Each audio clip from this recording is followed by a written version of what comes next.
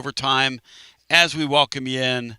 Presented by Marcos Garza and the Garza Law Firm. And Tennessee tonight wins a game 77-69, and I think grew through that.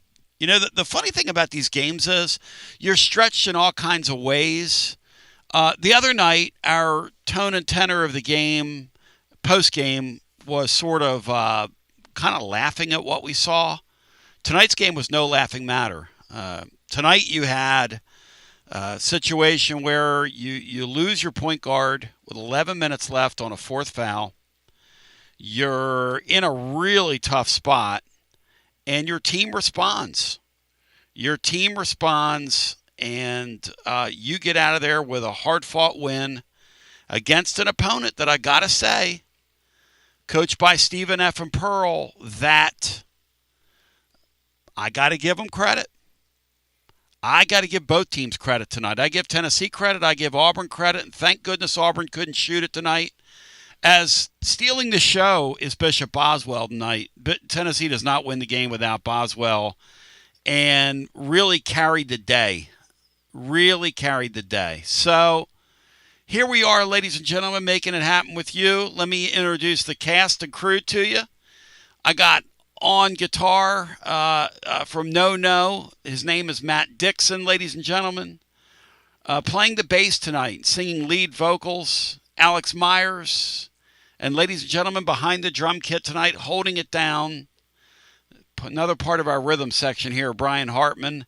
Matt Dixon, you're the guitar player. Everybody wants to hear from you. What did you think of tonight? And then we'll go to the phones. Yeah, a really nice win in a game you controlled throughout. Yep. You're never going to blow out good teams. That's just not what this team does. Auburn kind of hung around it and made a few runs there in the second half, but they never really threatened to beat you. And as a really impressive win. Like you said, it's a good thing Auburn used up all their threes to come back and beat Texas the other night because they were kind of ice cold today, except for the 4-point plays, which Gillespie giving up 2 4-point plays in one game is incredible. The one in the half that really kind of changed changed the tone of what the second half was going to be, and they just kind of picked up from there when they made their run. When Tennessee really missed par on the defensive boards there in the second half, but. No, a really impressive win over a pretty good team that's kind of limited inside, and you were able to take advantage in the first half especially. Yeah, and really, here's the thing. It's a 10-point game at the half because, look, they made the 3, but the fourth point there, and Dane Bradshaw said it, was just a huge swing. And he committed that foul 35 feet from the basket, and then he committed his fourth foul on a ball that, some of the things this team does. But again, they overcame tonight. Let's go to the phones. 865-200-5402. We will get our next call in. Hello and welcome as the Vols win 77-69. We're presented by Marcos Garza and the Garza Law Firm on a night where several thousand people braved the elements and saw Tennessee gut one out against a very game Auburn team. Couple players I'll shout out in the game. Boswell Knight saved the Vols bacon. And I thought the Jovic kid, who is a European player, a freshman, boy, does he have a bright future. Wow, does he have a bright future. Because he was excellent tonight in that second half. To the phones we go. Hello and welcome in to our next call. You're on the air. Hi. Tony B, what's going on? It's Rod and Clark. Hey, Rod, welcome in. How you doing, buddy? I'm doing great, man. Great to see a W tonight. Yes, sir. Tony, I appreciate what you said about that guy from Auburn. I think we need to try to get him out of the transfer portal. Tomorrow. What a great get that would be. Now that we got these guys coming back from the NBA and here and there, let's go get him before the year's over. Yes, I would take him tomorrow. What a Rick Barnes type of player that kid is. He's like Dennis Rodman. He's a rebounder. Love him. Well, Tony, one thing I just wanted to say for our ball fans out here across the country, I am so tickled to death that everybody got to enjoy a game without biting their freaking fingernails off. Go Vols. Thank you, Rod. Good talking to you. That is true, guys. If I would have told you with 11 and a half minutes, Al, that when Gillespie picks up his fourth foul, that would be a multiple possession win by Tennessee, what would you have called me at that point, Alex? Probably a liar, because it didn't have that sort of a feel. No, it didn't. It didn't have that feel at halftime. When you held their best score at only 2 points and you're only up 10 and you gave up a 4-point play at the end of a half, that thing did not feel right at halftime. Did not feel right. It looked like a repeat of Kentucky, where they should have been up more. They were up 16, and then only up 10 at the half, and then Auburn, just like Kentucky did, clawed even closer the first 5 minutes. Thankfully, they learned from that this time and were able to close and never relinquish the lead. Boswell was so good, and the thing I liked is when they brought him back in the game, they put him at off guard. Matt, did you notice that little wrinkle they went to with Gillespie? Yeah, they let him play some 2 guard. Yeah, when they brought him back in, they've been doing that. They've been doing that some lately. They did it a little bit at Georgia. They do it for like a minute, like 2 or 3 possessions in a row at times. I guess just kind of to spell him, and you got some quick points from him there, which were big. Yep. We've talked about it a lot of times when the guys, had 4 fouls in set, they'd come back in the game and either commit the 5th right away or just kind of, out of touch, and they're kind of cold, but they went right to him and he delivered. So those were really big buckets that he got there. He makes some really tough twos. No question. There's a lot of good and then bad with him, but the way he can attack the rim and make a lot of contested tough twos is really impressive for a guy his size. Totally agree with that. Boswell tonight had 7 points, and he had 8 rebounds in the game, and he had 3 assists, and he did commit 3 turnovers, but that's by far his best game in a Tennessee uniform.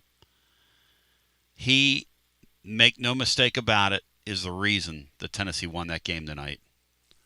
Now, Ament continues his run as he solidifies 6 games now. He's averaging 21 plus per game.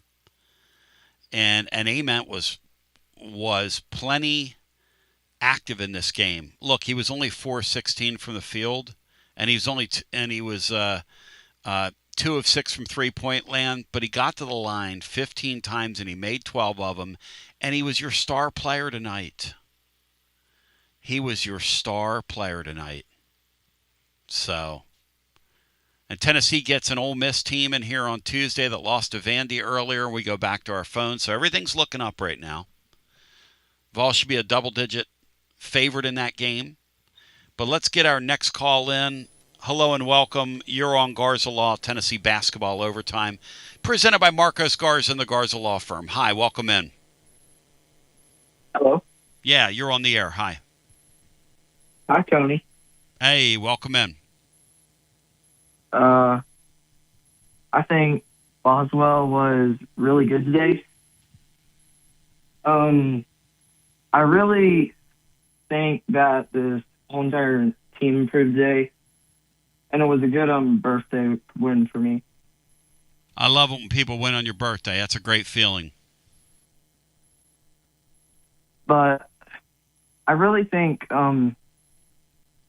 when Gillespie came back in, I really think when Barnes doesn't sub him in on these TV timeouts, I think he needs to, around like 20 seconds before the TV timeout, sub him in, because it's just, he's beat by the end of these games. And today when I saw that, he just looked more happy, and he was able to hit those shots a lot better. So overall, it was a really good win by the whole team. And yeah, Boswell, that was his best game.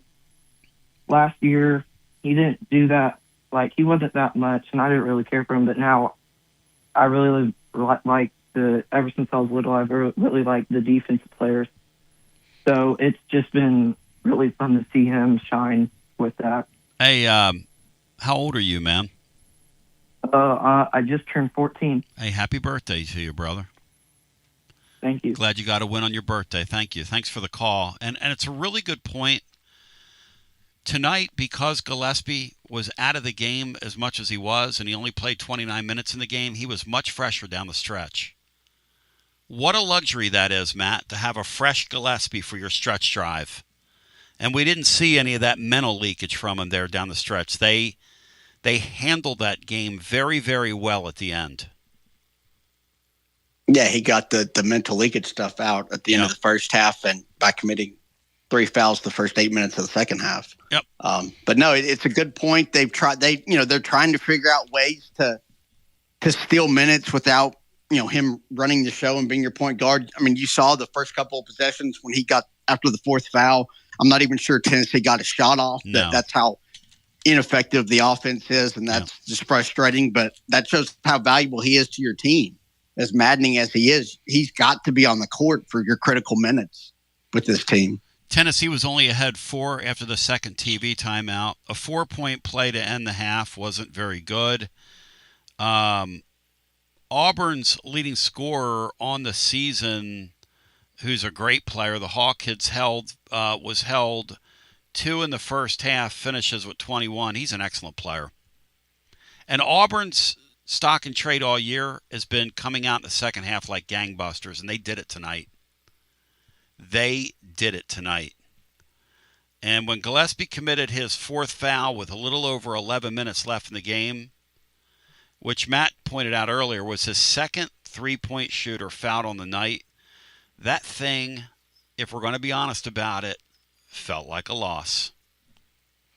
And the guys on the floor just said, no, we're not going to let that happen. And everybody pitched in with this win. This is one of my favorite Tennessee games in a while.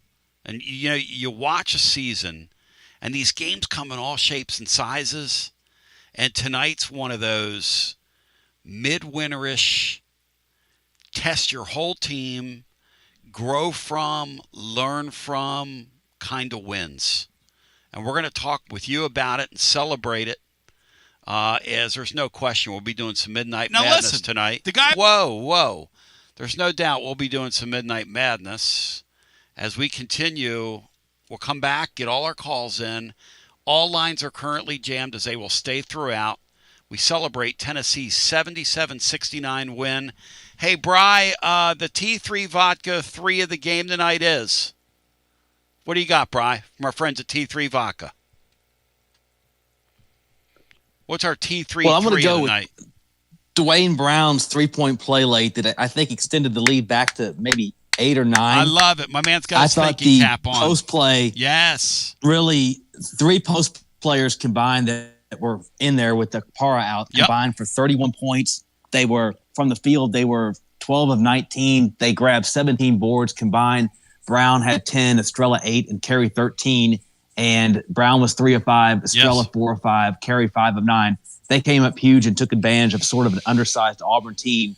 And I think that's what Tennessee's going to have to – if they're going to reach their ceiling, they've got to get at least 2 post players to average close to double figures. Thank you, Bri. And by the way, our friends at T3 Vodka score a T3-3 with T3 Vodka. Ask for it by name. We take a brief timeout.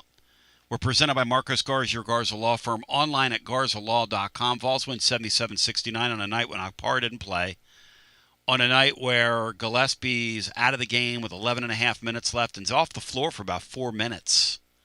In a really key juncture, Barnes got him back in. They played him some at the 2. The game just felt weird, and they survive. It's a nice win tonight as we continue with more after this. We'll get you back to this episode of Garza Law. Tennessee basketball overtime, presented by Marcos Garza and your Garza Law Firm, online at garzalaw.com. Don't you dare trust one of these carpetbagger, fly-by-night attorney groups that's come in here from Florida, Alabama, etc. You're going to trust the Garza Law Firm, folks that live, work, worship, grocery shop with you, are a part of your community, are a part of us, are of the earth. Trustworthy, honest legal representation, treating clients like family. Available 24/7 at garzalaw.com. Don't you dare trust one of those carpetbaggers. Shout out to our friends at T3 Vodka. Score you a T33 every time with Tennessee's premium vodka. Make it a 2026 resolution, handcrafted with passion, precision, and a whole lot of pride. T3 Vodka, taking the volunteer state by storm. T3 Vodka, handcrafted in the majesty of the foothills of the Great Smoky Mountains. 5-time gold medal winning vodka, 2025 SIPS Consumer Choice Award medal winner, and no doubt in the running in 2026 once again. Score a T33 and ask for T3 by name at your restaurants, your wine and liquor stores. Drink it neat, drink it right. T3 Vodka, hit T33 every single time. Distributed by Athens Distributing, and please drink responsibly. Shout out to Waterside Contracting. Got a dream about building? Waterside Contracting's been making dreams come true for over a quarter century and counting. Hundreds in our area. Custom homes or remodels, Waterside Contracting. If you want to build on your lot, they'll do incredible work for you. Structural integrity, quality without compromise. It's a way of life with Waterside Contracting. Check out the website, watersidecontractingllc.com, or see the link over at tclub.team. Quality without compromise, Waterside Contracting. When it's time for a fresh coat, you're going to run. Don't walk to Walker's Painting. You going to run. But you're not going to hide, because they've been making it beautiful since 1999. That's going on 27 years of serving the living volunteers. Free estimates available. Mention you heard about it here on Garza Law Tennessee Basketball Overtime, and it's 10% off your first job. So let's go. Run, don't walk to Walker's Painting. 865-688-1410.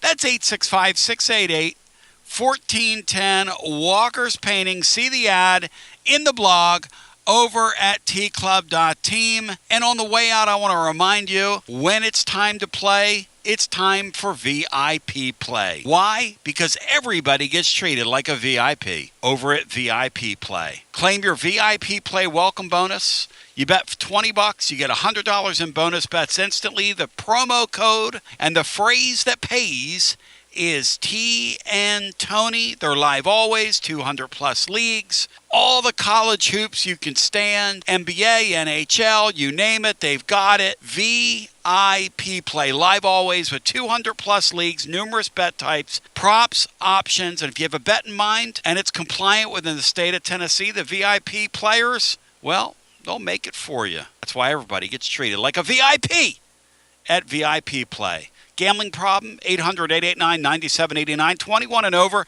located in the state of Tennessee to place a bet, VIP play. Speaking of VIPs, we got some folks that want to talk. We'll get back to them. It is your Garza Law Tennessee Basketball Overtime as we come back, and we, ladies and gentlemen, bring it back, and let's hear what's on the phone lines. Take it away here at Garza Law Tennessee Basketball Overtime. Thank you, Tony. You sound great. By the way, shout out to Marcos Garza and the Garza Law Firm, online at garzalaw.com. If the weather permits, and I haven't heard yet, but we'll be out live with the Tennessee Tip-Off Club. I'll be doing a live interview with Jacoby Gillespie on Monday down at Calhoun, so I don't know how much of the show on Monday I'm doing, but Bino will be here, Brian will be here. We'll have some surprises for you. It'll be unbelievable. Rising and surprising. Speaking of which, if I could tell you, around those of you listen to us around the country, it snowed here a good 4 or 5 inches, and it didn't get above freezing. And so there are a bunch of people locked out. You know, like I live high on a hill. And it's impossible for us to get around, you know, when it snows. So we just learned to do this in 20 years we've been in this house. We just get provisions when we see rain, just overshop, you know. It's incredible that Tennessee had 10, 11,000 people in that place tonight. Literally the best fans in America. It's 8 degrees here outside.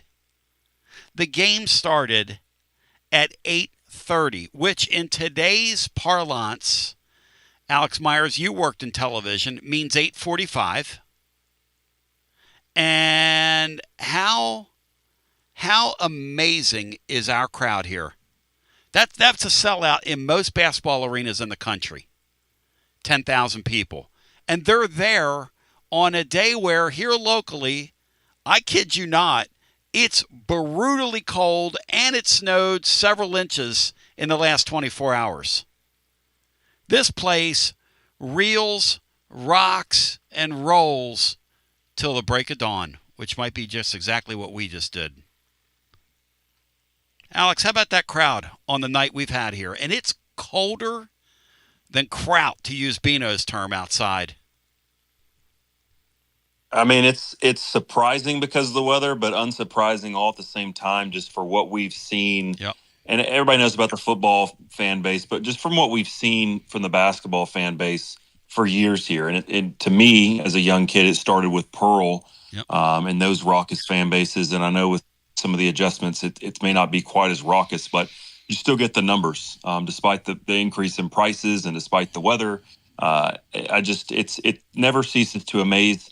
I don't think it gets the credit, it being the Tennessee fan base that it deserves, and probably, yes, probably never will.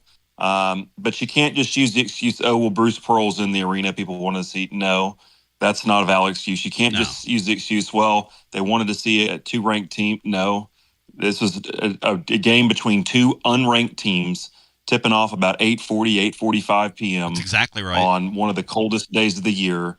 It's just hats off to the fan base, and it feels like we say that 3 or 4 times a year, but it's true. I sit here totally impressed, Matt, tonight with that game, and I am really, really impressed with our fans tonight, because that is a remarkable turnout for the weather we had in our area today. Yeah, it's really impressive. I mean, to those outside the area, they think I'm prone to hyperbole and I'll have fun on here. I'm not kidding about that. It's freezing and it's windy, and they blocked off and closed a bunch of parking areas over at UT. Like, people really had to earn it to get in there tonight. So they didn't have the buses running from the ad campus or any of that stuff. No, they didn't. I mean, it was a real total team effort just to get that game off today. My boy Justin Carpenter was out there this morning at like 8 in the morning with the physical folks. They had all hands on deck, and he was shoveling out one of the parking lots. They were cleaning out one of the parking lots. I mean, I'm telling you, a lot of people went to work today and rolled their sleeves up to make that happen. And the Vols did not disappoint, winning 77-69. Hi, welcome in. You're on the air. Hey, guys, Dave. Hey, Dave. I was thinking about you when I saw that crowd. Guys like you and Bino, man, they've been watching this stuff for as long as I've been alive. And, you guys have deserved down through the years a Final Four. I agree. I definitely agree with that. I mean, you guys, this entire fan base has deserved one time to just feel what it feels like to get to that weekend. You think Dave, think about north of 10,000 people, which is what that crowd was, in that place tonight. That's a remarkable accomplishment for people that are outside our area. Because, Dave, the weather has been brutal here, like brutal. Tony, I used to never miss a game at Stokely.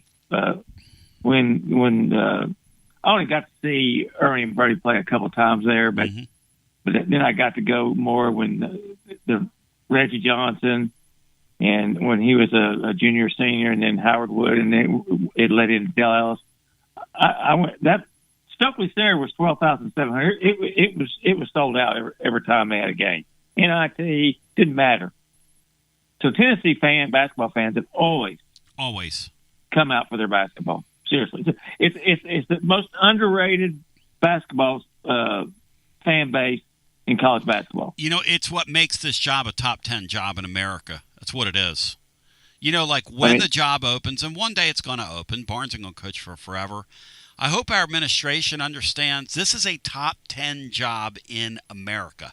That's what this thing is right now. The last 2 of the last 3 coaches won at that clip.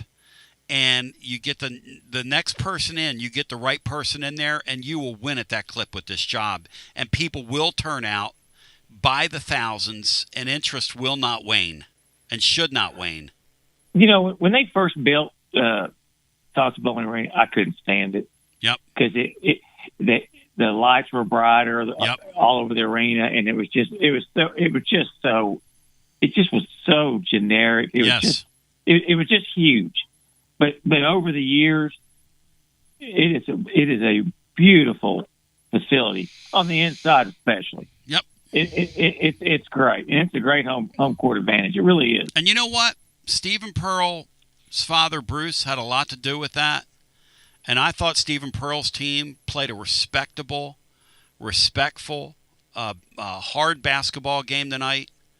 And I respect the hell out of the way Auburn played in that game tonight, and will always respect and appreciate what Bruce Pearl did here, because without him, you know, we had the orange seats, we had the, you know, so.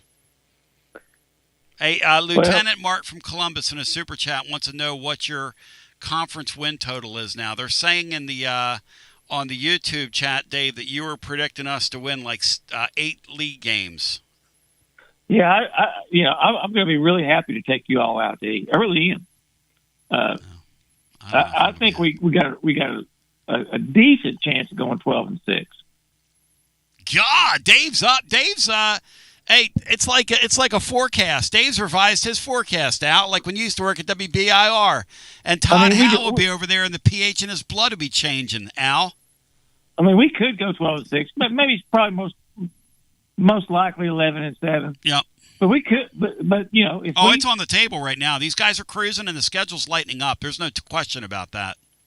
But let me get this up. Sure. I watch a lot of college basketball. Yeah. And you know, and people say, well, you know, with the older players, it's a better product. Mm-hmm. I'm not so sure about that, Tony. I think the better teams were teams that were put together and were together for 2 or 3 years. You know, they had time to be cohesive and play together. This, like, we talked about this. This is pickup basketball. It is. And I watched. You know, I've watched that Kentucky team. I watched that today too. Look like total trash. Yep. Vanderbilt. Yes. Could have easily lost tonight to Ole Miss at home. Vanderbilt played around. They sure did. And this same Auburn team went and beat up Florida at Florida. It's just not. And I tell you, the difference between this team in the last few years, Tennessee teams. Mm-hmm. Coach Barnes had a nucleus of players that were you called them culture players, and that's what they were. Mm-hmm. But they were more than that. They were intelligent, had good basketball instincts, and they were good, and they were really good players. You know, I'm talking about the Triple J's, the Vescovis, of course Ziegler, the Mayshacks. You had these guys in your program for several years, and they were winners, and they made winning plays. And since you're basically putting a new team together, like this team is definitely the newest he's had to put together. You know, he's had to add so many pieces to it. They just, you know, it just doesn't look like it all fits. Hey, but I'm glad they got the win tonight. Let me ask the panel that. Hey, Matt, are these guys growing in your mind in that way? Like tonight's game, I want to think that tonight's game is an example of that. Tonight's game, they had to win in a different way. I think they grew from that, Matt. But he does make a great point about when you watch like today. I'm snowed in. I'm watching nothing but basketball all day. Right. You see so many crazy, goofy things. Like for instance, in that Kentucky game tonight, hey Dixon, am I lying when I tell the living listener there was like 5 technical fouls in that game? That it was completely wild, the stuff you see. Yeah, Kentucky got 3 separate technical fouls in like a 30-second span, and they were all for separate incidents. I mean, really incredible. It kind of turned the game around for them, though, which unfortunately, no. I think Dave's got a really good point here about watching just college basketball in general. And Tennessee it just fits that. There's just no consistency from teams. just everybody's so up or down, matchup dependent with all these. You just never know what you're going to get on a nightly basis. I just think the sport's just wildly inconsistent, and you don't have those great elite teams like Dave's talking about that have, 3 or 4 returning, multi-year starters that just know what to do in moments. Like, you just don't have that anymore. So I do think Dave's right there, and Tennessee's just kind of par for the course for that with what we've got this year. I think Barnes' best 2 teams were the 18-19 team and the Dalton Connect team. Mm-hmm. And the reason I say pick the Dalton Connect team over last year's team is he was just he was better than Lanier, but his supporting cast around him was a lot of experience. Yeah. Triple J was a 5th-year senior. Viscovi was a 5th-year senior. And those teams were just a lot better. They were just better than this team. And this team, hey, listen, they're going to go to the NCAA tournament, and that's great. And, maybe something special happens. I don't know. You never know. Hey, Magic. Let me tell you this, guys. There have been worse teams than this that go into the tournament and get on runs. We've seen the NC State team a couple of years ago. Thank you very little. God. That's exactly right. And that was with that kid that was never going to play for Barnes. He was what was that kid's name? He's totally out of shape. DJ Burns. DJ Burns. Yep. And they rode him, boy, all the way to the – and that's what I'm talking about, Dave. That's why our fan base – and Bino's right. If it's ever going to happen here, it's going to be one of these wacko teams like this one that sort of drives us nuts that's going to do it. And this team does kind of drive you nuts. No question about it. I'll give you a deal about wanting the Final Four. I want us to go to the Final Four so bad. Well, in the going to UT football games in the 70s and the 80s and there at the beginning, all I wanted when it was a national championship football. Mm-hmm. Well, when we did, I was out there in Tempe for it. When we did, cool. I was like, well, we're going to win at least a couple more. I thought the 99 team was going to be great. The 2000, those were really good teams, but they didn't win. But I would like to see this basketball program get to Final Four. It's the only thing missing. It really is. Yes, and Dave, thank you. I would love to see it happen for Rick Barnes.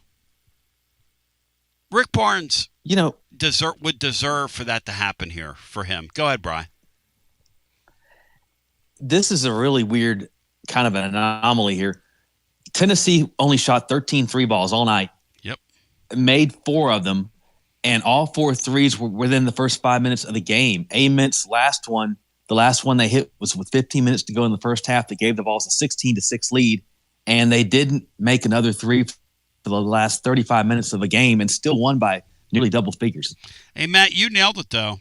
That doesn't happen very often. They did exactly what they needed to do tonight to win the game. They took advantage of their inside presence, and it was a solid win. It was for that reason it was a solid win.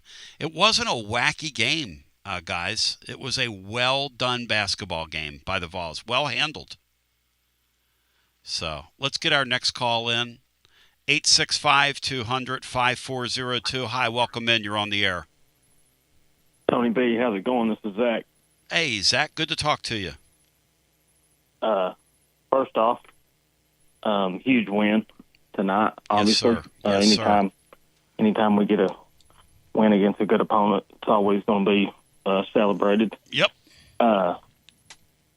Couple things that I've noticed in the past few games. Seems like ever since we put Estrella in the starting lineup, man, there's really been. I think what this was is this the third game he started, third or fourth game? 3 in a row. Mm-hmm. We just look, a different team altogether. He's played big for us. I mean, I don't feel like we beat Georgia without him. And then how good has Ament been since Kentucky? I mean, he's just like, it's always cool seeing these kids come in here, from high school or like Connect, and like Lanier, you see them, but it's been a while since we've had a, big time freshman, come in and just seeing him blossom in the last, couple of games. It's really nice to see. Dame Bradshaw had a really interesting thing that he said tonight because he's right. Rick Barnes was heavily invested. Not only they were financially invested, but was heavily invested in this kid turning the corner. And he didn't hard coach him. He didn't browbeat him. He didn't beat him up in the media. He didn't do the things that he usually does to freshmen. He didn't initiate him.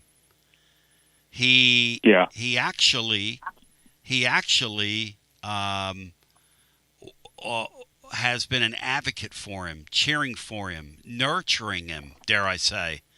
And that kid is really starting to play. When he went up for that flush tonight, now he didn't get it, but he's going to start getting them. I mean, this thing is this guy has a lot of room. Alex, are you noticing that about him? I mean, he didn't have a good night shooting the basketball tonight, Al, but you can start to see him take flight. This kid looks like one of those NBA guys, Al, that takes off in the second half of the year. You can feel it coming with him.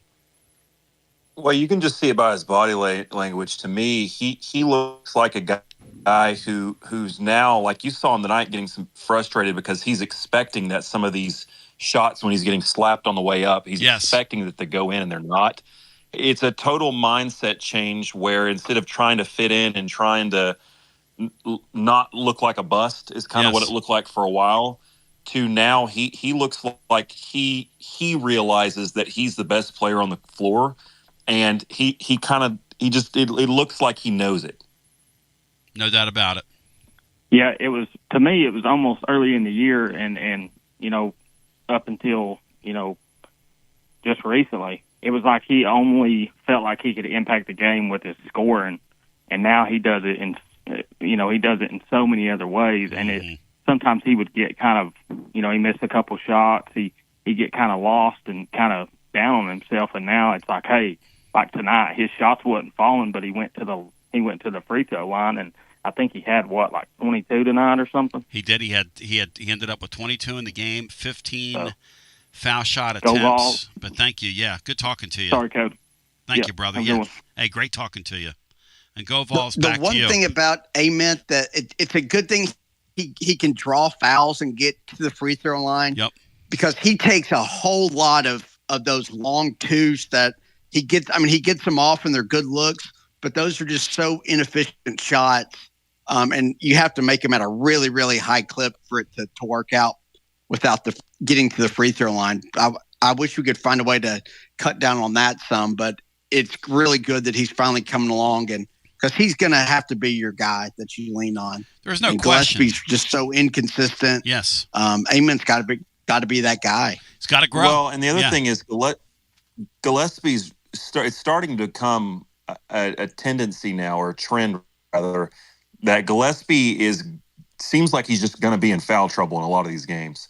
And so with that being the case, Ament not only has to do a better job of staying out of foul trouble, he's got to be able to kind of pick his spots and kind of be the guy, not just, Batman or Robin to a Batman when Gillespie's out there. But something that he pointed out, that last caller, that I thought was well put, was talking about how he's starting to impact the game in other ways outside of just his scoring.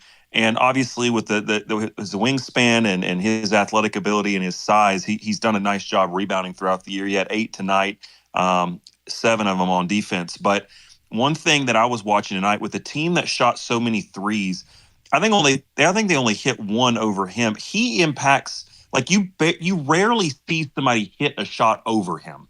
Now he may get lost or he may not close out on a guy early enough, but if he's there, guys rarely score jump shots over him. And I think you're starting to see. I think you're starting to see part of his potential on the defensive end, where like tonight he came over and his help defense, where his length was a factor on another guy's shot. He's starting to impact on defense as well, and I think that's really key because you don't have that Eve Pons that can come over and be a kind of forgiver of sins and a shot eraser on the back end. What I like tonight, guys, on the play where he misses the dunk, and I'm going to go back and watch this again tomorrow, So don't quote me on this, but I believe in that sequence, he blocked a shot from behind. And then they got it out to him. They got it out to him on the transition. He got it to Boswell in the corner. Boswell and he played a two-man game. Boswell gave it back to him in a great spot to dunk it. And if he finishes there, he rips the freaking house down. And he's that close. He is that close to having one of these nights where he goes for 35 and like 20. You can see it. And Alex is right. The defense, the whole thing, he's really starting to impact games. There's a guy, J Tucker 0870, back to the phones.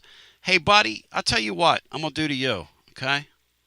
I'm going to send you back to the phones. You're getting blocked. Yeah, you're out of here. Let's go back to the phones. Tony gets a block tonight. I get a block. I'm sick of looking at that jerk. Hi, welcome in. You're on the air. Hey, what's going on, Tony? It's Kyle from Cookeville. Hey, Kyle. Good to talk to you, man. What's going on, Matt Dixon? What's going on, buddy? Good to hear you. Hope y'all are good to hear you, too. Hope you guys are warm in there. It's about 7 degrees. It's brutal. Right now with about a 2. We got another inch and a half of snow for some reason this afternoon. It wasn't expected. It's been brutal here all week. How about 10,000? How about 10,000 or so folks showing up tonight for that basketball game? Is that incredible, dude, or what? Incredible, because I was sitting there thinking today just about, like, when I go to games for basketball, yep. Once or twice a year, we usually park up by the law building, and that's a good walk. And there's been some cold walks from that building. I can't imagine people tonight. I mean, that wind, snow, ice, to get 10,000 in that building, and they were loud. I mean, that second half was really loud. What you get in a game like tonight is the people that are in that place are the people that really want to be there. Because if you got there tonight, you paid the price, my friend. You paid the price. And they played pretty well. Yes. I mean, they played a really good basketball game.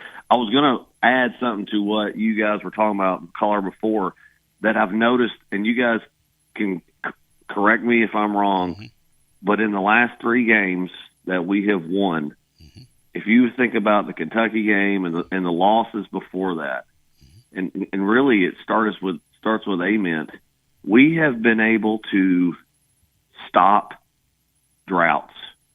And what I mean by that is, like, when all of a sudden the team gets on a 3 or 4 point run and gets up on us by 5, Ament's been able to stop it with getting to the line and hitting 2 foul shots and stopping the momentum from the other team, getting a big lead where we just have no chance.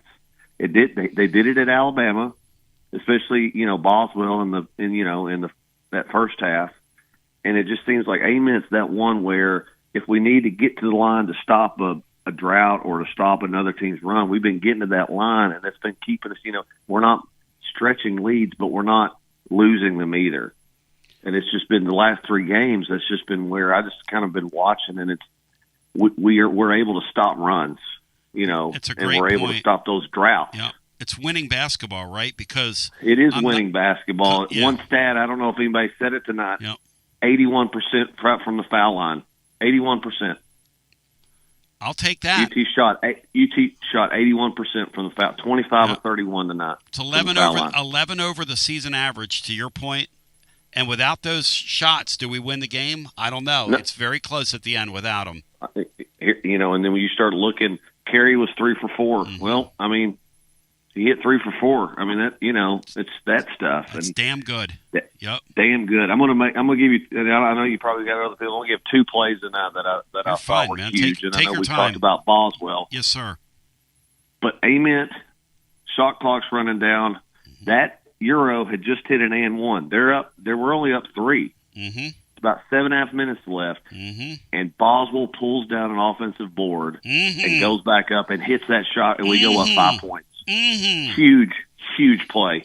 Because after that play, JP comes back down, hits a jumper, and then we get another steal and a layup, and we're back up 9. And that was huge play. And then I think another one, they cut it to 6 with about a minute and a half to go.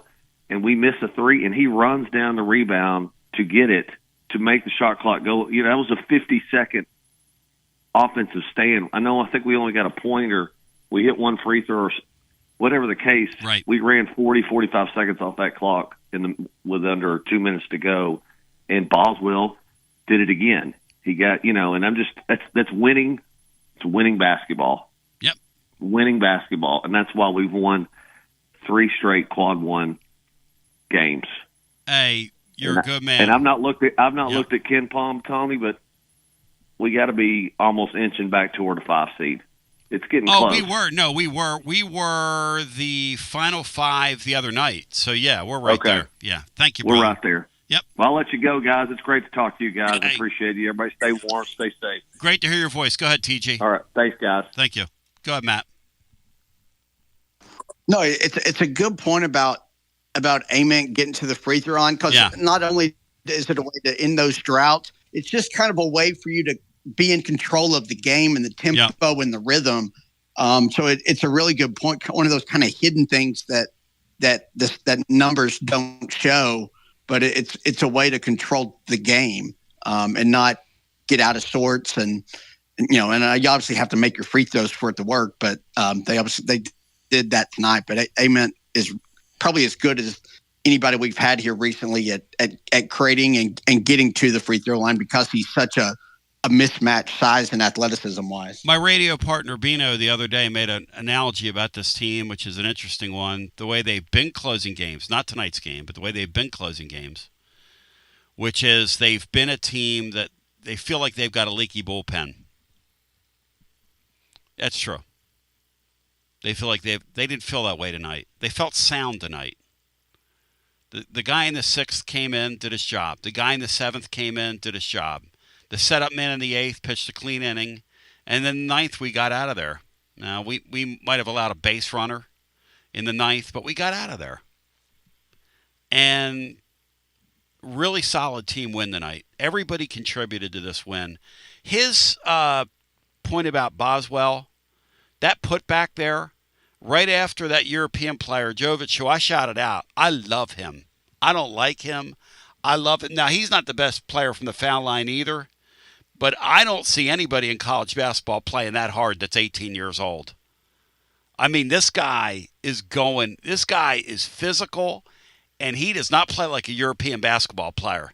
He's not one of those hug the three-point line guys. He is a dirty, filthy basketball player. He had 7 boards tonight in that game in 17 minutes, Matt. 7 boards in 17 minutes. And, he really missed Akpari inside and defensively in the second half. That's where, I don't know, what are they? They probably came close to matching you in the paint with scoring, even though you dominated them on because of him. In that second half, they got a 10 chance in the second half. Points in the paint. That's where Akpar being your rim protectors, that you missed him tonight. Now you made up for it with those, because those other guys can score more, and they gave you that. 34-32 points in the paint. You're going to have to need him to. Again, though, they stretched this team tonight. Hello and welcome in. You're on the air. It's Garza Law, Tennessee Basketball Overtime. Hi. Tony B, it's Zach calling you from the snowy hinterlands of Johnson City. Hey, Zachy. Hey, guys. We got a little extra bonus snow up here, so I stayed home. But you guys got like 9 inches, didn't you? Yeah. You got popped. It's a winter wonderland, and so my girlfriend Lou lost. And my dear 76-year-old mother was happy that I stayed home. But anyways, the last caller kind of took one of my points away, which was the 82% from the free throw line. Mm-hmm. You guys have just talked about Ament, and I'm going to give a big amen for his performance. Not a lot of what I would call first chance scoring plays, but those free throws that he made, he always is, and Matt just mentioned it, he was drawing contact, and not just soft contact. He's taking some contact, and he's able to make his he's going up there and hitting both of them, which I think is invaluable. I mean, it's just amazing just the change, because he was not hitting his free throws 3 weeks ago. No, he was not. Again, we're back to he's comfortable now. Yeah. And Rick Barnes coached a lot of basketball. He knows what he's looking at. He knows what he's looking at. And he knew, hey, I'm going to hang in here. I'm going to nurture this kid. He didn't beat him up like we've seen him beat up on some other freshmen, did he? Looking back on that, he did not beat up on him, did he? He has not gone to the Julian Phillips school of getting the instinct beat out of you. No, he has not. If anything, they've been telling him, hey, you go out there and you play and you get freer and you do your thing. And, boy, is that paying off right now or is that paying off right now? That is remarkable. You stop and think about that. This kid is turning the corner and quickly.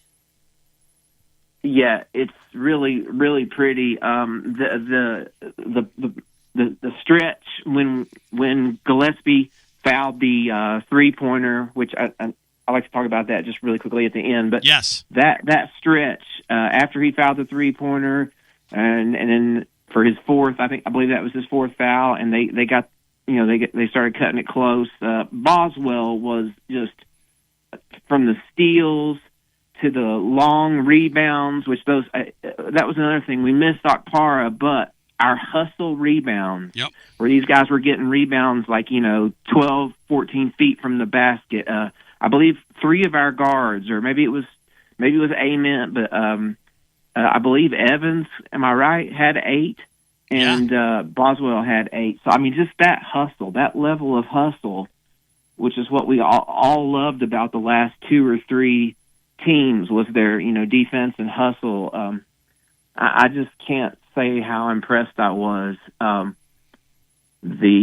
course, we let we ran our obligatory let the team score with 3 or 5 seconds left to close the half. I don't know when. No. Also, remember what happened there. Also committing a foul 35 feet from the basket.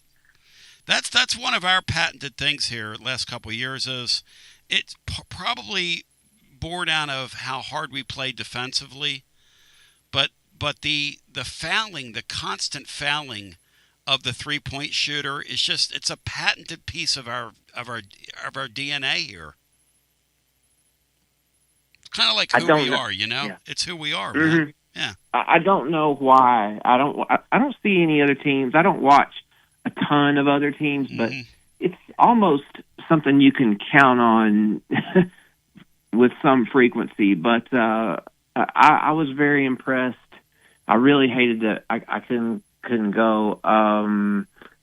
To piggyback off of Nega Dave, Thompson Bowling Arena is a great arena. The first time I ever went I was 16 in high school for the Eagles reunion when they did the Hell Freezes Over tour back in '95. So I've always enjoyed it, even when we had the black curtains. I loved it. But a great win tonight, great team effort, and let's take this and let's root for the Bammers tomorrow. And Tony, can you do a thing on maybe Monday or Tuesday if you get the chance where you could, like, now that the league is starting? I was asking about this the other night. Yeah, we'll tear it. No, we'll tear it. We're going to do that on Monday. Yep. Great work. Thank you, guys. Thank you, brother. Yeah, on Monday's show, we're going to tier the league. Tennessee's a Tier 1 team in the league. The question is, Matt, is Vanderbilt a Tier 1 team in the league? Oh, yeah. Yeah, absolutely they are. Yep. Yeah. I mean, they're not as great as that, whatever, like 17-0 start they had. They have some flaws. And if you have some size that can guard them on the perimeter when they can stretch you, you could beat them, kind of like Tennessee did tonight to Auburn. Yes. But no, Vanderbilt's absolutely a tier. I don't know. They probably need a good draw. Like, they could be one of those, like, 3 seeds that gets upset in the second round with a bad matchup. But yeah, they're definitely Tier 1. Back to our phones we go. The thing about the fouling 3-point shooters, it's so maddening. It's just like when our baseball team doesn't hold runners and gives up so many stolen bases. Yeah. It's so frustrating to watch, and it makes no sense. until you look at some of the analytics and numbers. And Tennessee's an elite 3-point defensive team. And I think part of that is because they close out so aggressively and do some of that stuff and contest threes. So even though it's so maddening and you gave up 2 4-point plays tonight, it probably is actually works out in your favor because teams typically shoot worse than their average against you from deep. And Auburn certainly did tonight. Oh my gosh. I mean, they had that Hawk kid so freaked out, and Auburn was getting really good shots in the second half. They just weren't going in, thank God. Pettiford just missed a bunch of open looks. He had a couple from the right wing that were like in key spots, and he was open and just missed them. I guess just kind of struggled all year for some reason. And the funny thing about the Pettiford kid, a couple times they made the extra pass to get him the shot tonight. Like you would say in a classic basketball sense, that is a great possession right there. Like that's kind of what you want to happen, and he's just not able to put the ball in the basket. Now, somebody did make an interesting point earlier about the zone defense that Pearl was running. I thought it was interesting that they never adjusted to the fact that Tennessee attacked them right at the nail and would get the entry pass into a big man there for just a turnaround 13-footer. A couple times they did it. Carey once just turned around and shot a 13-footer. Like, okay, you're going to give that to me? And then and there were a couple times with our other big men where and I get what they're doing.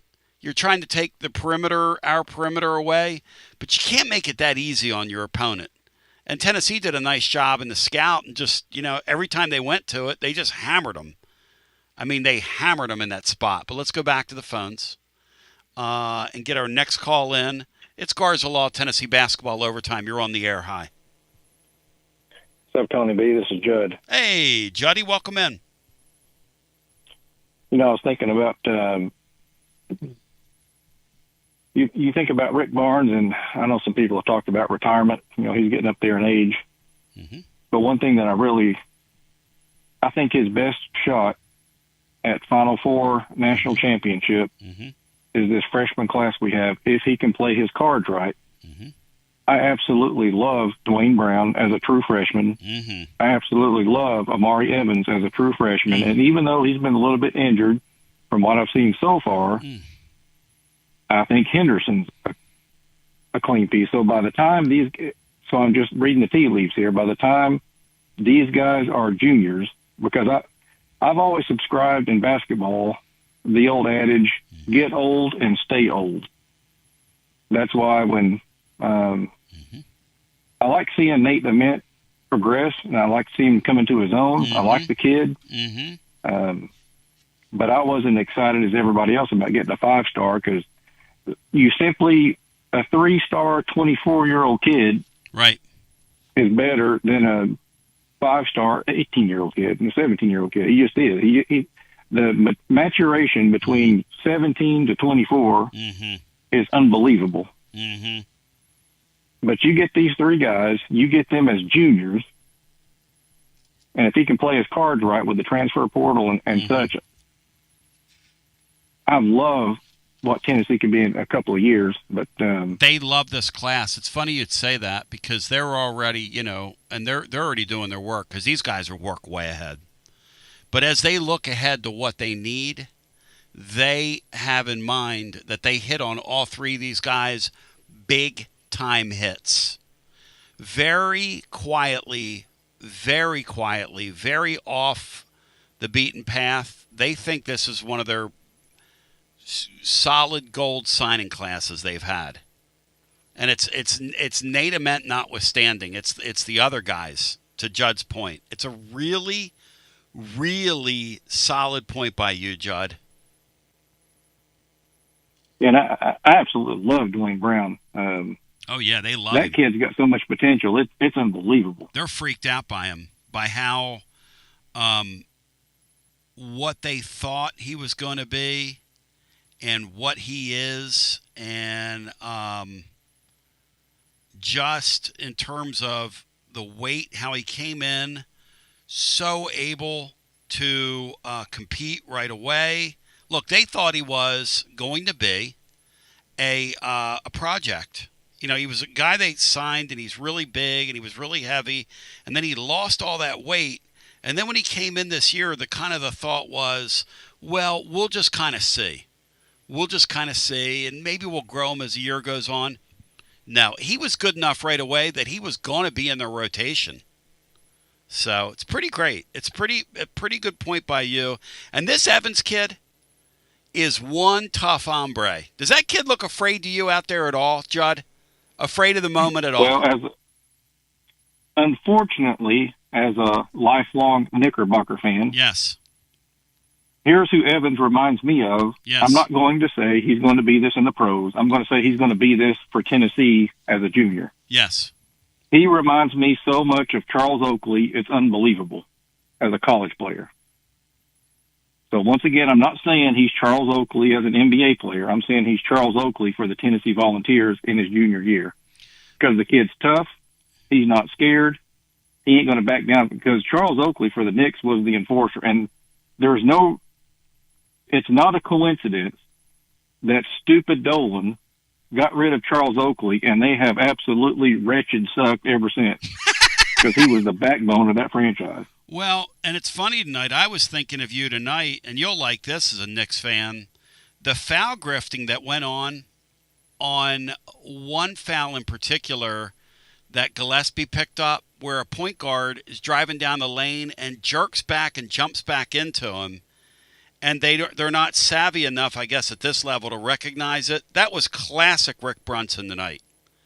Classic Rick Brunson. Yeah. Classic. Yeah, the officiating, well, this would shock you, of Joe Lindsey, Bart Lennox, and Jeb Hartness. Guess which referee blew the most whistles? Matt, you want to guess? Joe Lindsey. By far. I have never in my entire life, I've been doing this since 2007. Like Joe Lindsey. Yep. Joe Lindsey, I've never charted a game where somebody that was on the crew with Joe Lindsey had more whistles than Joe Lindsey. Joe Lindsey loves himself from Joe Lindsey. Now, I will say this. Bart Lennox made it close because he went War Eagle in the second half. I mean, as soon as the second half started, Bart Lennox went full Auburn Tiger big times. I mean, it was an egregious whistle in the second half. Not so much the first, but the second half, Bart Lennox was War Eagle big time. These guys love blowing that damn whistle, man, and it is annoying. And they alter these sporting events. Give me the numbers on these guys, y'all. This is Refalytics Judd, who charts while he's watching games. Actually charts the fouls, and he is the man that coined the term and has perfected the art of what we call Refalytics. Go ahead, Judd. Well, I'll correct you on one thing, Tony. You coined the term Refalytics. Hit it. I coined the term like I'm a degenerate. Yes. Jeb Hartness was almost invisible tonight. He didn't do much of anything. Good. On average, an average game, a referee blows his whistle 23 times a game on average. So tonight, Joe Lindsey was 23. Bart Lennox was 22. Jeb Hartness was 19. But second half, Bart Lennox was 8-1, War Eagle versus Tennessee. Johnny. Matt, it is not officially basketball season until Judd calls in February, as he is right now, and is breaking it down scientifically. TGMD, can I get an amen from you? Or an ament, rather. Absolutely. He's the best Refalytics in the world, in my opinion. He's like the King Palm of Refalytics. It is officially basketball season. Juddy, I love you. Love you, buddy. You're the man. It's a great call. I love him. When Refalytics Judd comes in and he breaks it, go ahead, Al. Well, sorry, I didn't mean to interrupt you. I wanted to comment about something earlier that Dave said, and Judd kind of brought it up again there. Yep. First, I'll say, the foul grifting. I think you mentioned it. The guy kind of stopping and letting Gillespie run into it. But as Tennessee fans, we have no room to talk there because ZZ made a living over the past 4 or 5 years doing just that. 10 times a game, it felt like.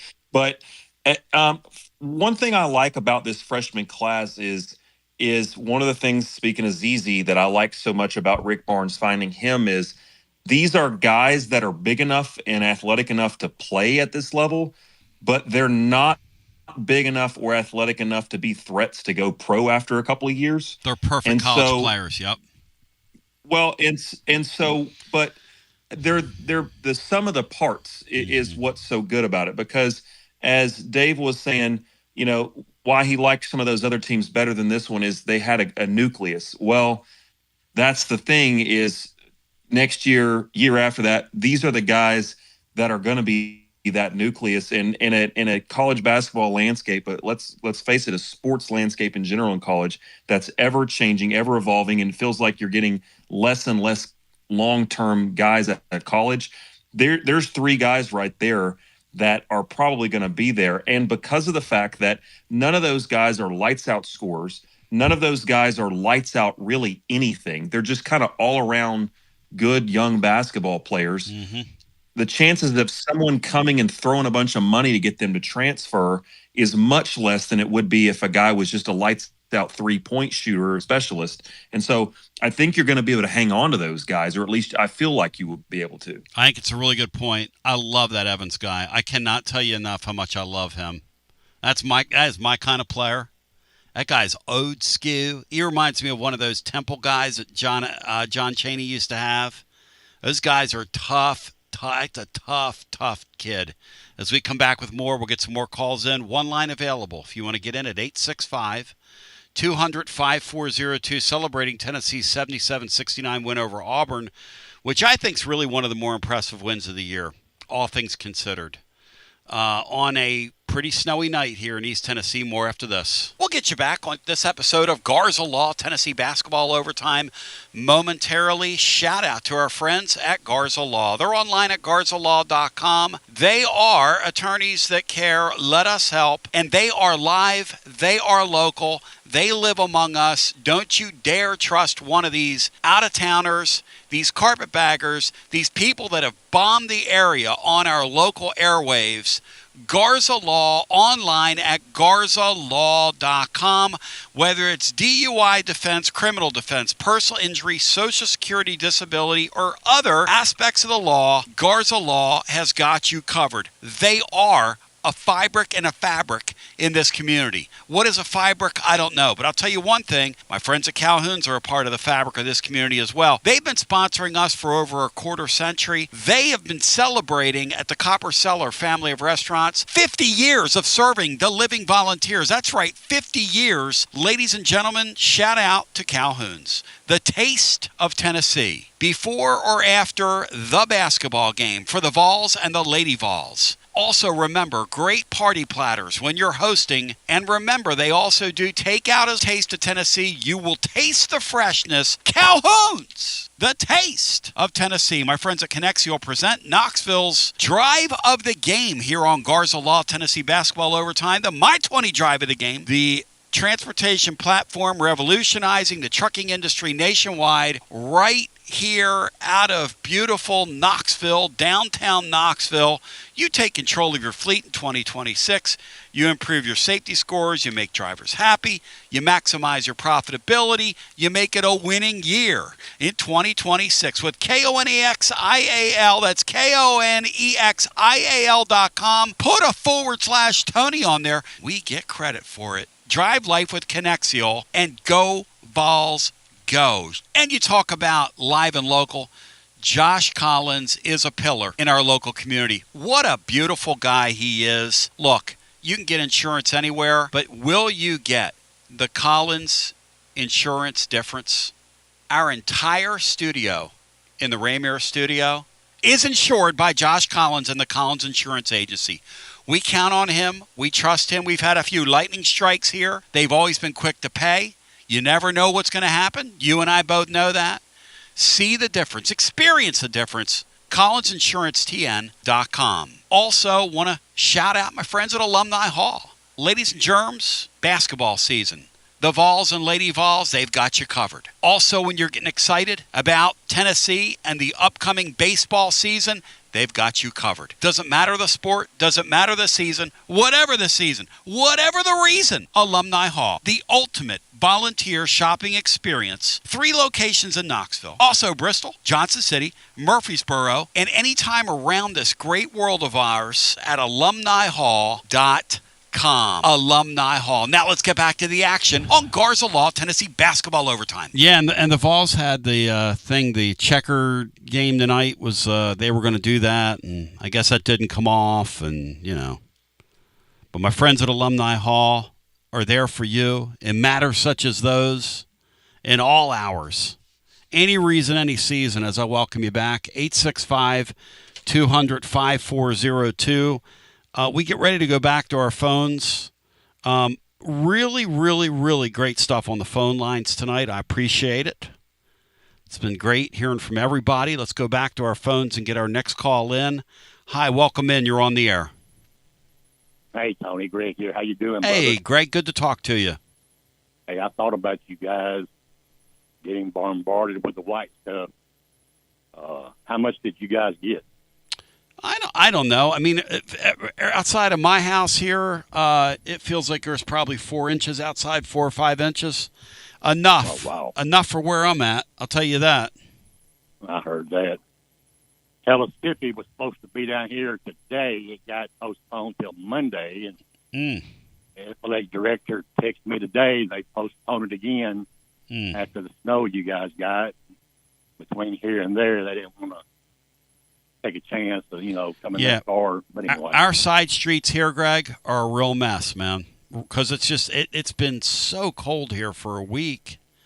And everything around here is just kind of a mess. Yeah, same here. Any roadways that are not getting taken care of, they're in bad shape still because of the coldness. Yep. But great game today, guys. And Tony, I wanted to say, maybe they had to listen to our last overtime we had, where I criticized a few things, and it looked like today they've been known to pipe it in there, Greg. So there's a chance you had an impact the other night. There's a chance, man. Well, I talked about movement on offense and some screens, and what did Amet do the first shot he took? Off a screen. Off a screen. Wide open 3. So that was great. Movement was great, and especially the free throw line was fantastic compared to last time. So it looked to me like they worked on that some as well, which that was a great sight to see. And, look what Texas A&M's doing. That's unbelievable. They beat the smoke out of Georgia. Matt, are we putting Texas A&M in the top tier in the league? Or are they a popcorn gas attack? What are they? I think they've benefited from a favorable schedule, and they're a kind of a matchup nightmare for these teams, especially on quick turnarounds. They'll come back they're not going to win the league, but they're off to a really impressive start, though. Yes. And really probably should have won the game here. Yes. Georgia looks like they could be sliding off the bubble if they're not. I love old Mike White now, because that's a seriously constructed basketball team playing serious basketball in a serious time. They were down 22-2 at home. Yeah, how do I put this? That team blows. That's not serious. That's why we were cracking on it the other night. That's not serious, man. Come on now. What they're doing is not serious. No offense. I'm not trying to crack on them or anything. Not my style. Like the previous caller talked about the Brown kid. Yep. I like his build. I like how he goes about his way, but he looks to me like he needs a little work. They need to work on him a lot between now and the end of the year. What would you do, it can Greg? Be crucial down the line. They heard you the other night. What would you do differently with him? Well, I would have him inside, right. Some stuff off the screens, getting a wide open movement toward the basket. Yeah. And hit it with him. there's a lot of things he can do. Looks to me like he might be a pretty good shooter if he gets a chance to shoot some. You know, if he got to get acclimated. But he just looks like an athlete. I was happy the way it turned out. And what about that game between Kentucky and Arkansas? They had six technical fouls in that game. Some great officiating. Nothing like letting a game get totally out of hand. But I'm tell you what, there was some real knucklehead stuff in that game. And Kentucky somehow won the game. It woke Kentucky up to get 3 technical fouls. And I think they picked up 3 technical fouls in 2 minutes. It was some crazy thing like that. It was on nuts. one trip down the floor. It was on one trip down the floor. What are we doing I don't think I've ever seen that before. Mark Pope is not regal. Kentucky might be regal, but Mark Pope's not. Nah. What were you saying, Greg? Crazy. Do what? That was the craziest thing I've watched in a long time. Oh, yeah. Every time you turned around, it was a technical foul called. Yep. Crazy. Well, anyway, hey, Tony, thanks for what you do, brother. Good to talk to you. Hey, thank Y'all you, have brother. a great rest of your weekend. Stay safe. Yeah, you too, man. 865-200-5402. We go back to our phones on a night where the Volunteers emerge victorious. Hello, welcome in. You're on the air. Tony. You're on Garza Law, Tennessee Basketball Overtime. Hi. How's it going, man? Can you hear me good? Okay. Yeah, please. Go right ahead. Yes. Hey, man, it's Sam in the upstate, brother. Hey, good to talk to you, brother. Listen, man, the first thing is the crowd. That's incredible, man. I mean, kudos to all those people that made it up there. Is that not crazy, dude? Is that not crazy? My aunt lives in Greenville, and she got a foot of snow. I'm telling you, if you're to the north of us, like my man Alan, WeShipFloors.com, Alan, they got hammered. He sent me I thought he was kidding. He sent me a yardstick out in his yard, stuck in or a ruler, and it was almost all covered. And I said, LOL. He goes, LOL, nothing.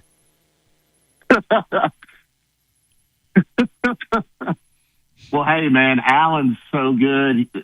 Hey, send out the clarion call, brother, and get some people out there if they need to get him out of there. That's exactly right. So, Alan, we're here for you, man. Hell, I'll drive from Greenville, South Carolina, to get Alan out of there. Yeah, see, that's the kind of folks we have, man, in the audience. Tony, 3 in a row. Amen. Dude, amen is different. And I'm going to try to make this quick. I know I'll start rambling on, but amen is the best player he's had since Durant. Do you agree with that statement? Oh, I don't know. He's pretty good, though. No, I'm not ready to say that yet. But he's a pretty good player. Listen, he's averaging what now, 21? Oh, yeah, he's been very good in this little stretch here now. Tony. I see the high upside. I see the light now, I'll tell you that. I see the light now. He can get any shot he wants. Nobody can guard him. I do want to ask y'all about the forced foul on Gillespie. Mm-hmm. Did the guy kick his leg out, and that's what they called? They called a foul on him when he didn't touch him on the arm or nothing. The guy kicked his leg out and fell down. Hey, Matt, some other people are commenting on that in our YouTube channel as well. Matt, where are you on that? The fourth foul. No, that's what he was doing. He was kicking his leg out and trying to draw that, and he sold it and got it. It's one of those kind of judgment things. I think SEC officials call it more than most. Like, you see guys do that in a lot of other leagues, and it's just never called and never really even mentioned. But I mean, I think the broadcast even talked about they practice that in warm-ups, like in like their shoot-arounds, that they practice how they fall, like to sell that. And yes, they drew the call a few times. Georgia tried it a few times the other night, and they didn't get the call. I mean, they had a few guys where we closed out aggressively like that. You got to him room to land. But yeah, I think he definitely kicks his leg out. Do you think Steven at practice, when they're practicing that in the air, he tells them to hold it, and then he just sprays them with the hairspray he uses? And they just, let's go, man. Are you not? I thought Steven's hair looked nice tonight, man. I think Steven's cleaned up very nicely. He doesn't look like Steven Pearl over there, does he? Listen, his hair's it's looking good, but man, damn, it's up there and it's not moving. But Tony, and I hope the best for Steven. I really do. I don't think it's going to work out, but we'll see.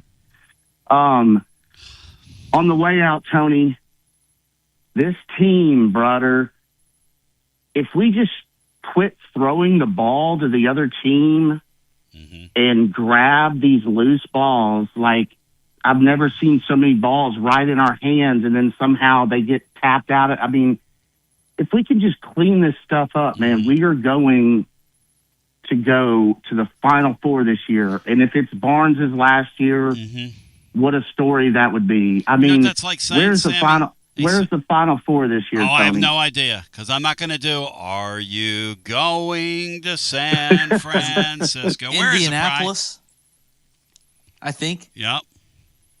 Indianapolis. Okay, it's in. I gotta find me an indie song now.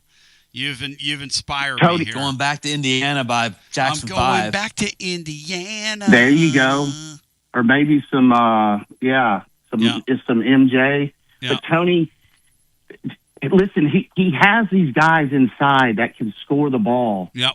He's got to fight for them in these ridiculous calls. But we got some calls down the stretch. So I'm not, but dude, we can work an inside game with Carey and Estrella. They all can score the ball. And what's the deal with Okpara? Is that just a precautionary measure? Or they said something? Yeah, it's not a long-term thing, if that's you're asking.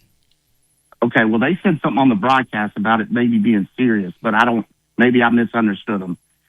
Tony, fantastic show. I'm telling you, man, I think this is gonna be the year, brother. But he has to rest Gillespie, okay? Start Boswell off the bench as a backup one and rest this kid's legs because he's getting tired and he's just throwing it to people that aren't even there. Love you, brother. Love your show, Matt. Love you, man. 865-200-5402.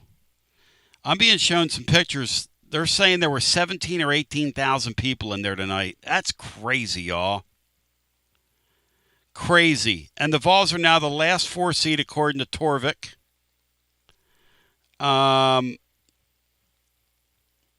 Georgia, by the way, is comfortably in the tournament. And Georgia has a 91% chance of making the tournament. That's why all that talk about us sliding off or sliding out, it's nearly impossible not to make the tournament. So, 865-200-5402. They have about a 9% chance of winning a game in it. Interesting. As we come, and by the way, the Vols are.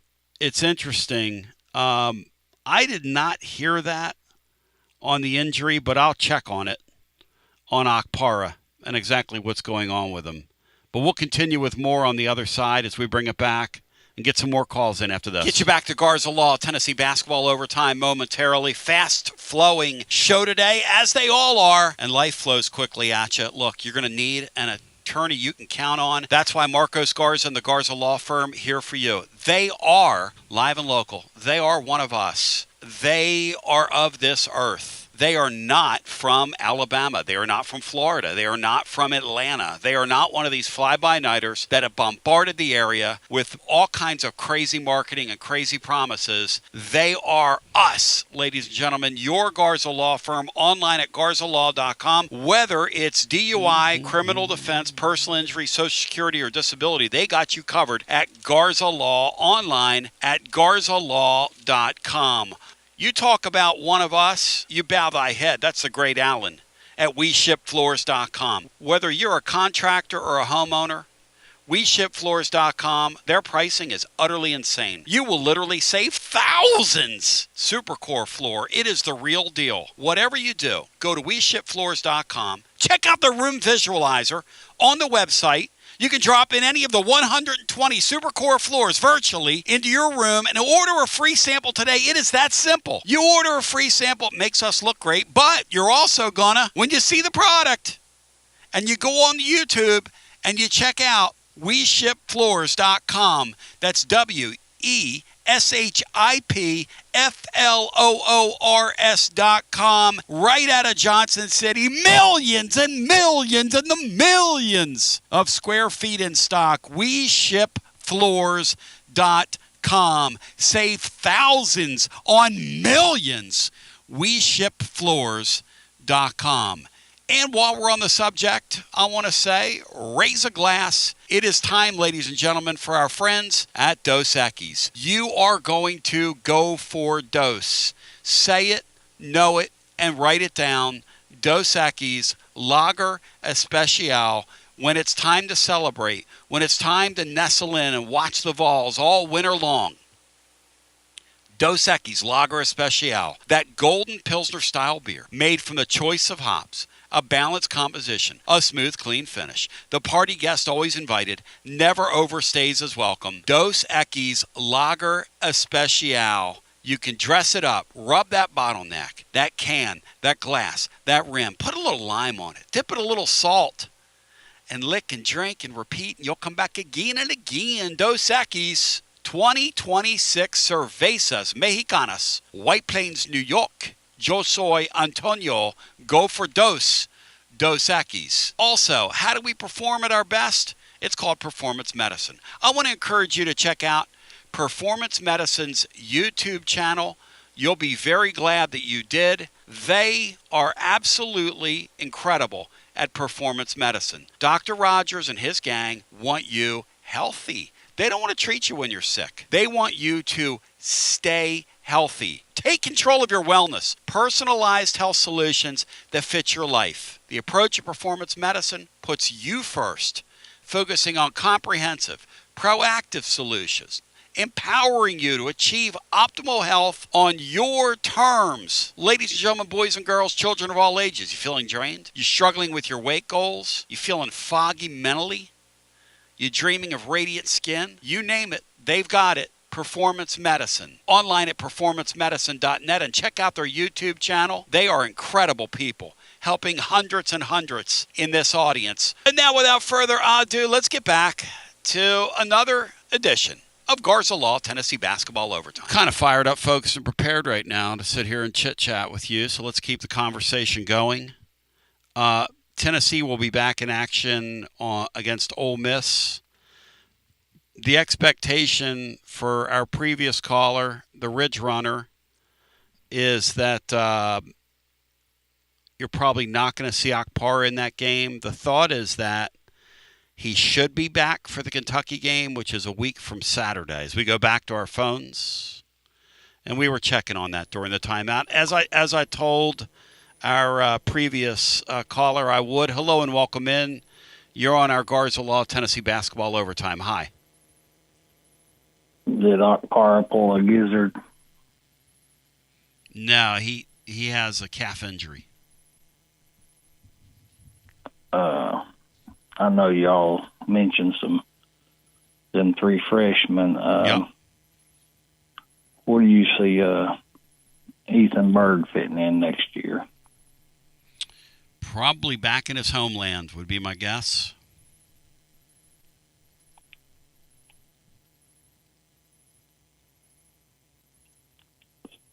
So you don't see no chance of him playing the two next year and bringing Boswell off the bench? Matt, you think Ethan Berg, how much do you think he plays between now and the end of the year, Matt? What's your take on Berg and his prospects? Because he is next level. I mean, how many games do you have? I mean, if he plays 20 minutes the rest of the way, I'd be shocked. He's going to leave a mark, man. I'm kind of for him, not against him. I will say that. What was his plus minus tonight? I didn't get to see the game. He wasn't in the game.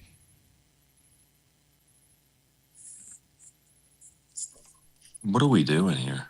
Yeah, thanks, buddy. Good call. I mean, how about next time see the game? You got to pull the plug on that guy quicker, Brian. Come on. Yeah, Brian, come on, man. It's like the Lady Vols are tipping off in like 11 and a half hours, Brian. What are we doing in here?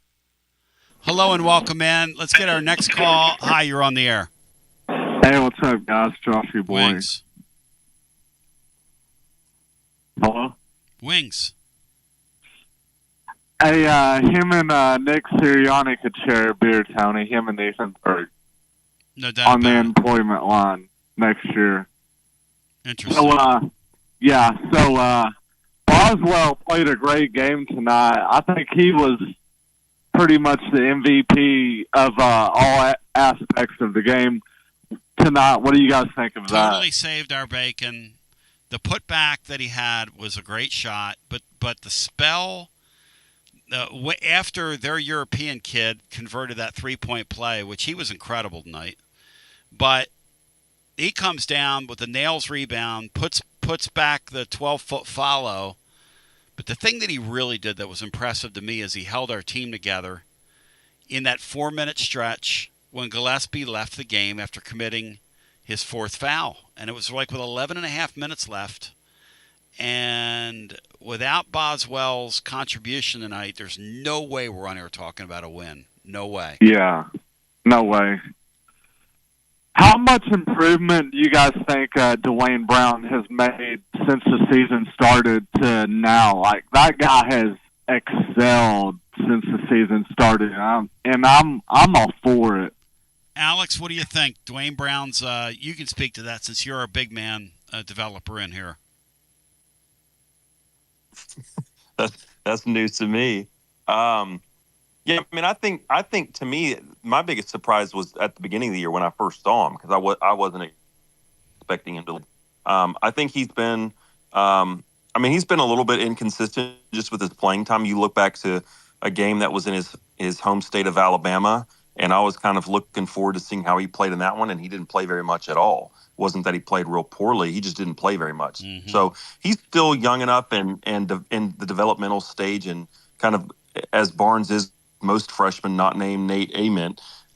He's still kind of learning his role and figuring out his role here. Yep. But I think as he continues to grow and gets another year in the weight room under Medenwalt to continue to transform his body, which he's already done a really nice job of, he'll continue to see those minutes increase. But I just think the ceiling is so high for him, and he already plays like a Rick Barnes big man does to an extent. Yes, he does. And so I think the future is just really bright, and he just fits what Rick Barnes does so well. You know what Brown proves to me though is because that Alabama game's not a matchup for him. Like Matt, we were talking about it in the time. The reason he's not out there is that's just not a game he's going to function well in. Tonight's a game he's going to function perfectly in. It's the other major university in that state that people care about. He got on a high-profile stage tonight due to Akpara being unable to go and played 33 minutes, had 10 points, grabbed 7 rebounds, only committed 1 turnover in 33 minutes, dished out 4 assists as well. He had a really, really nice night. Good for him. He's got a. He reminds me a lot of Jalen Carey with higher upside. I agree with that because. They're both big, strong guys, but he gets up off the floor a lot better than Carey does. Carey's a below-the-rim player. Yes. But Brown, he's not Akpara, but he does have the ability to go up and get lobs and be a little more explosive at the rim. That's a really good point, Alex. Guys, out the door. Guys, great win. The crowd showed out tonight. Me and the great Arturo were at the game tonight, and let's finish it off this week with a win against Ole Miss and beat Kentucky next week. Go Big Orange! 865-200-5402. Matt, Derek, can we say that Kentucky sort of found their footing? Or do they just kind of suck and they're winning games? No, they clearly found that their season was getting ready to go on a tailspin. And they've won, I think it's 6 out of 7 now. But what are they? I was watching them tonight going, what are they? I mean, they're not some, I mean, they're not going to win the league. They're not, that's my you know, point. if they make the Sweet 16 again, that'd be another great accomplishment because they're just not that, I just don't think they're that good. They don't have a point guard. No. Yeah, just kind of a team of guys. They don't really fit.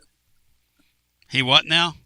Owe has really come out and played well for them. I think he's what's sort of the straw that stirs them. Hey, Brian, and he's been on fire lately. We should beat their ass next week. They were so ragtag today. Should have beat their ass in TBA. They were so ragtag and silly today with Arkansas, and that Arkansas team. Cal's just out there playing around. You know, it's like I'll worry about it. And like me and Al were talking, or Matt.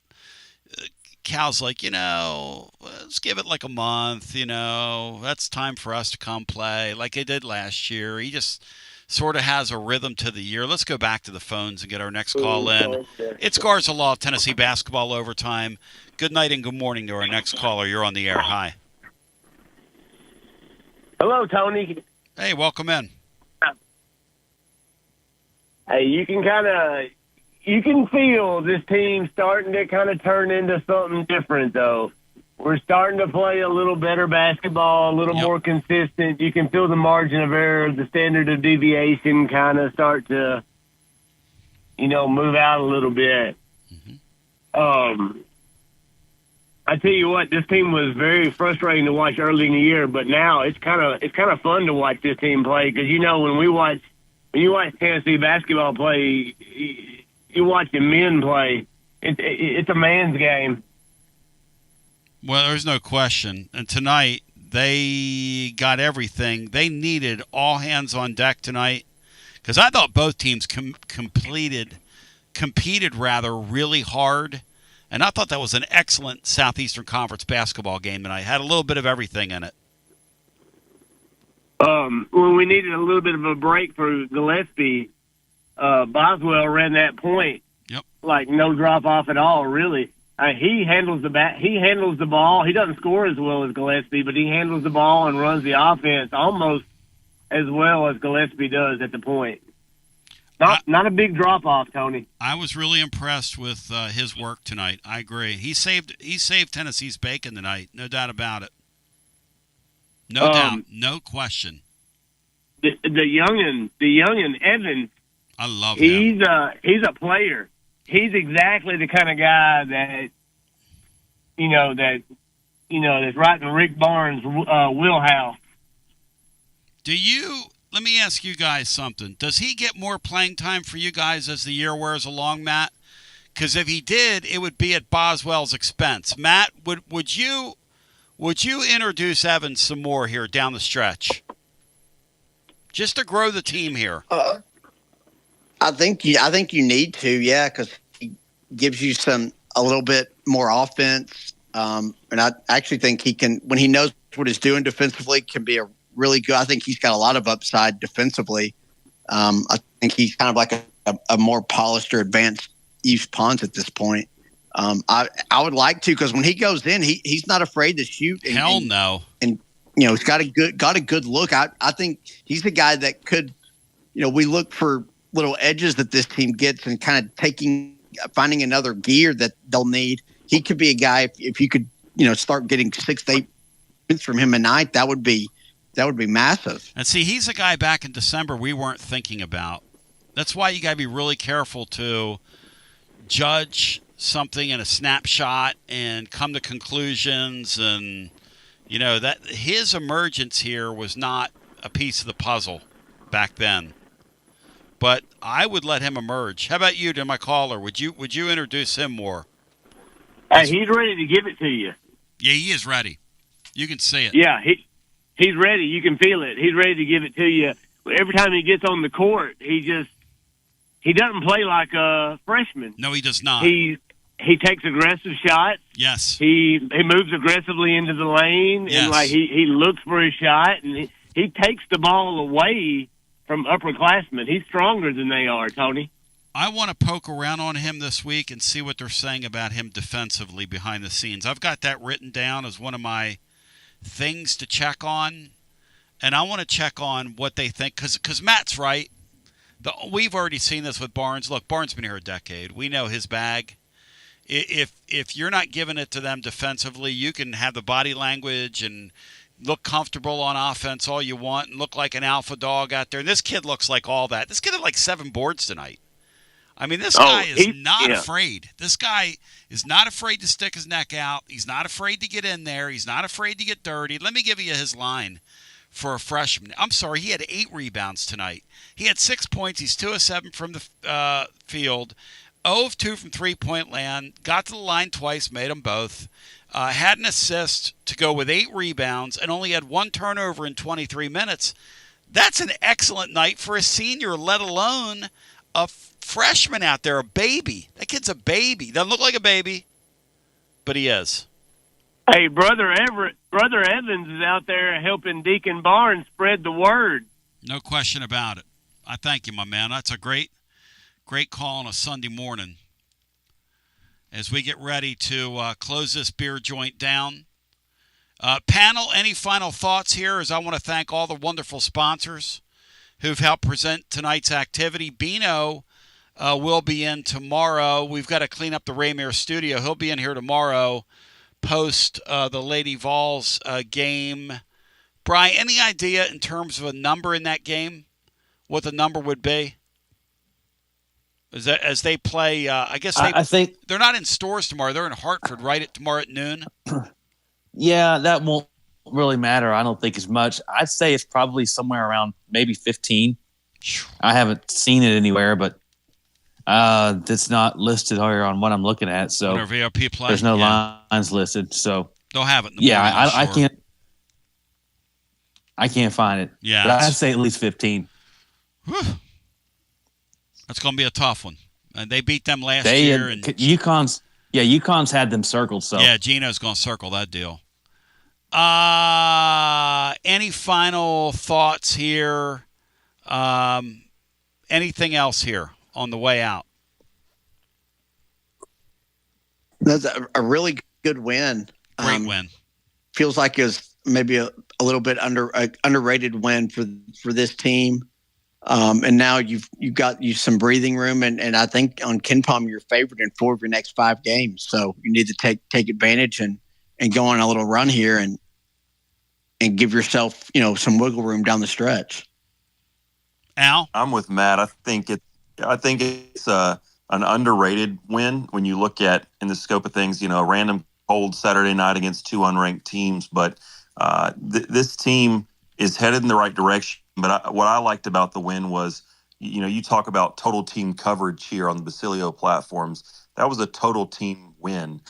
When you look at Okpara being out, you look at Evans as well as contributions. Gillespie, of course, had a nice stretch at the end. Ament played well, but neither one of those had like games we'll look back at the end and be like, that was the game to remember. But yet Brown, Carey, so many guys contributed in their own ways and in ways that they haven't all really put it together like that. But when you look at tonight's game and how it played out, every single one of those guys' efforts was needed.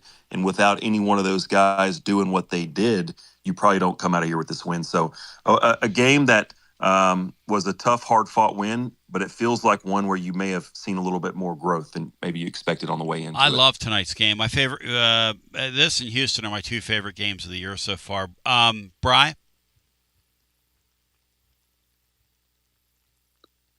Well, it's just nice to have a game where you come home and you're expected to win and you take care of business. And you learn from your game against Kentucky where it looked like it was going down that same path, and you were able to have Boswell and you were able to have guys like Dwayne Brown find a way to, and Nate meant going to the line just to say, hey, no, that's not going to happen to us again.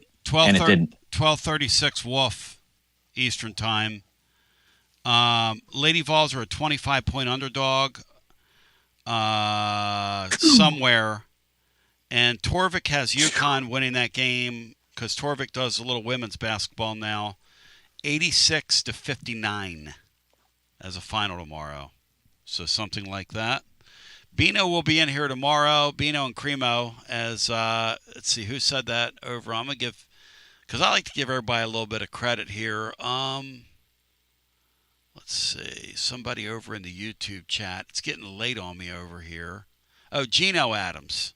Gino Adams said, I can't wait to hear Bino and Cremo tomorrow in the post game. So, and yes, there is. Gino Adams is. Where does Torvik have the Lady Vols projected seed line? I don't know, but that doesn't sound pretty, does it, Matt? 86-59. No, that's not ideal. No. Although you were probably 15. Do what, Matt? You're skipping around. Say that again. They were probably 10 or 12-point underdogs when they beat UConn here last year. No question. The problem is that although I don't think UConn's lost a game since no, they're like on a terror tour since then. They've been terrorizing people, and they're back to like ripping people apart. But listen, I greatly appreciate everyone joining. I love the sponsors. For the record, I don't know if you can win playing the way Kim Caldwell wins. I don't think it's going to work. For the record, I don't think you can make those line changes in basketball, and I just don't think you can reinvent that sport. But more power to her. I wish her well. I don't see you consistently playing elite level basketball playing like that. I don't think you can get enough players to do that, playing in an elite style. But that's just me. I'm a person that's always going to give you my opinion, whether it's right, whether it's wrong. And I am opinionated, if not anything else. Guys, thanks. It was great.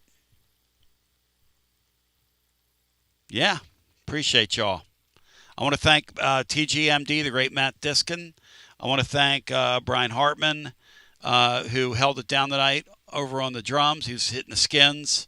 And shout out to Alex Meyer on bass, who sung lead vocals. Yours truly, Tony Basilio, signing off. I want you to have a great night and a good morning. I just want you to know what a blessing it is to be here. Hey, praise God for another opportunity for us to get together. And until we meet again, for all those behind the scenes, special thanks to C as well. By the way, that Lady Vol line actually right now is 30.5 points. 30.5 points. And we're going to be back Tuesday night after the Vols take on Ole Miss. And Tennessee is projected to be like an 11.5 point favorite in that game. So here we go. Here we go. Appreciate you. Thanks for joining. Hope you have a great night. Those that are in the car and are on the way back and maybe you missed us a little earlier. Wow, we did an hour and 47 minutes on a late night game. I don't know if I'm going to let that happen again, but I took Advil before I got in here tonight. I generally don't. And so here we go. Here we go. I'm in Tennessee tonight. Wins a game 77-69, and I think grew through that. You know, the funny thing about these games is you're stretched in all kinds of ways. The other night, our tone and tenor of the game, post-game, was sort of kind of laughing at what we saw. Tonight's game was no laughing matter. Tonight you had a situation where you lose your point guard with 11 minutes left on a fourth foul. You're in a really tough spot, and your team responds. And you get out of there with a hard-fought win against an opponent that I got to say, coached by Stephen F. and Pearl, that I got to give them credit. I got to give both teams credit tonight. I give Tennessee credit. I give Auburn credit. And thank goodness Auburn couldn't shoot it tonight. As stealing the show is Bishop Boswell tonight. But Tennessee does not win the game without Boswell. And really carried the day. So here we are, ladies and gentlemen, making it happen with you. Let me introduce the cast and crew to you. I got on guitar from No. His name is Matt Dixon, ladies and gentlemen. Playing the bass tonight, singing lead vocals, Alex Myers. And ladies and gentlemen, behind the drum kit tonight, holding it down, another part of our rhythm section here, Brian Hartman. Matt Dixon, you're the guitar player. Everybody wants